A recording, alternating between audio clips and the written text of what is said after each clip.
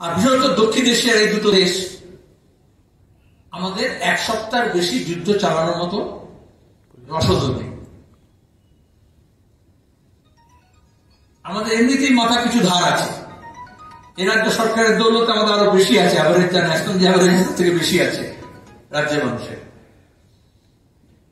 তার উপর দাঁড়িয়ে দেখতে ভালো লাগে যে মিসাইল যখন আসছে, আমরা যখন আটকাচ্ছি, সাকসেসফুলি আটকেছি, কিন্তু দেখলে হবে না, একটা মিনিমাসে লেখা থাকে না, দেখলে হবে।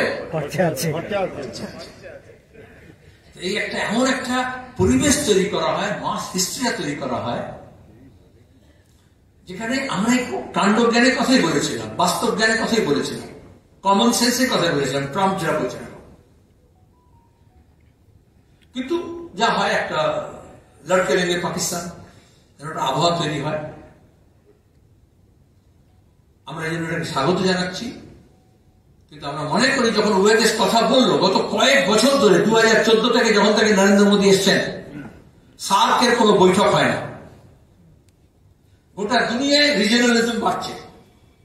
আরব দেশগুলোর আরব league, African Union, Latin American দেশগুলো, নর্থ আমেরিকান, ইউরোপিয়ান তো ইউনিয়ন তৈরি করেছে।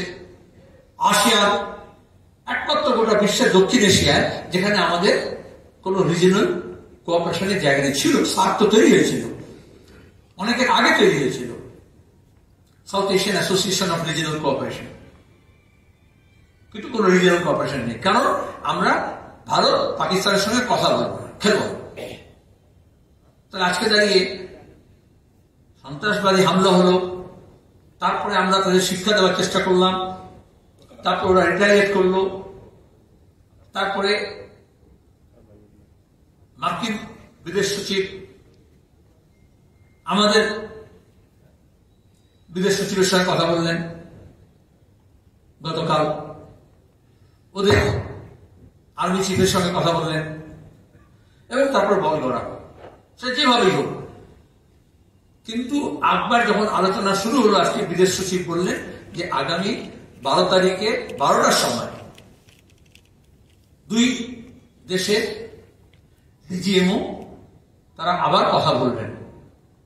আমরা চাই ভারত এবং পাকিস্তান আলাপ আলোচনা করে লাস্টিং পিসের ব্যবস্থা করুন, যেমন দক্ষিণ এশিয়ার মানুষ শান্তি চায়।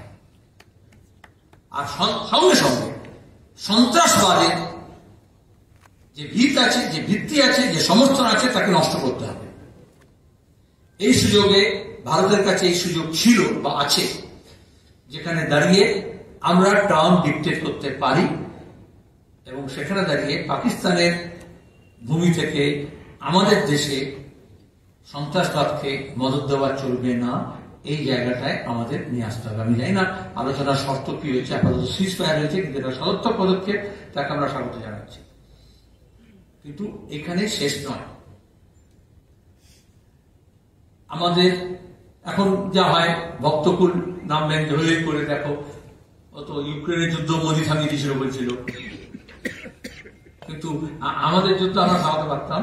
এটা যেটা লস সাইডে যেটা হলো, যে একটা থার্ড আম্পায়ার ঢুকলো, ইন্টারন্যাশনালাইজ হলো বাইল্যাটারাল রিলেশন, এবং যেটা দ্বিপাক্ষিক সম্পর্ক সেটা আন্তর্জাতিকরণ হলো। আর আমরা মার্কিন যুক্তরাষ্ট্রকে সরাসরি থার্ড আম্পায়ার হিসেবে দুই দেশ মেনে নিল। পাকিস্তান তো করে বসেই ছিল আমেরিকার।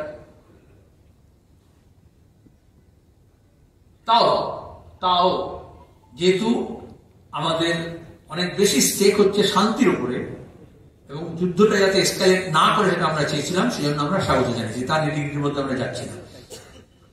শান্তিটা এই জন্যই দরকার, যে টাকা দিয়ে আমার হাসপাতালে ওষুধ হওয়ার দরকার, বেড হওয়ার দরকার, স্কুলের বেঞ্চ হওয়ার দরকার, টেবিল হওয়ার দরকার, যে টাকা দিয়ে রাস্তা হওয়া দরকার, পানীয় জলের ব্যবস্থা হওয়া দরকার, বেসিক অ্যামিনিটিস হওয়া দরকার, গোটা বিশ্বের যে মানে নাগরিকদের সুখ স্বাচ্ছন্দ্যের জন্য যে মান আছে, আর সেখানে দক্ষিণ এশিয়ার যে মান আছে, এই যে ব্যাপক ঘাটতি আছে, এটা পূরণ করতে হলে যে রিসোর্স দরকার, সেই রিসোর্স আমাদের ক্রাঞ্চ আছে। সেই রিসোর্স যখন যুদ্ধ মানে সেটা যখন ব্যয়িত হয়, সেটা হচ্ছে আসল আদতে আমাদের সাধারণের কাজে লাগে না। এবং এই সময় দেখলেন যে অনেক, যেমন করোনার সময় যেমন মেডিকেল মেডিসিন ফার্মাসিউটিক্যালস কোম্পানিগুলোর রেট কি বলে শেয়ার মার্কেট বেড়ে গিয়েছিল দুদিনে। অনেক যে যারা অস্ত্রের ব্যবসায়ী যে প্রডিউসার্স কোম্পানিগুলো আছে তাদের স্টক অনেক বেশি উপরে উঠে গিয়েছে। তাহলে আমাদের, আমি অন্য কথায় চলে এলাম, যে দুর্ঘটনা আজকের মোমেন্টের কিছু ডেভেলপমেন্ট হয়েছিল, ক্ষমা করবেন, কিন্তু আমার মনে হয় আমাদের বেসিক যে নিডস, শিক্ষা আমারও দরকার, বাংলাদেশেও দরকার, পাকিস্তানেরও দরকার, আফগানিস্তানেরও দরকার, শ্রীলঙ্কারও দরকার, নেপালেরও দরকার, ভুটানেরও দরকার।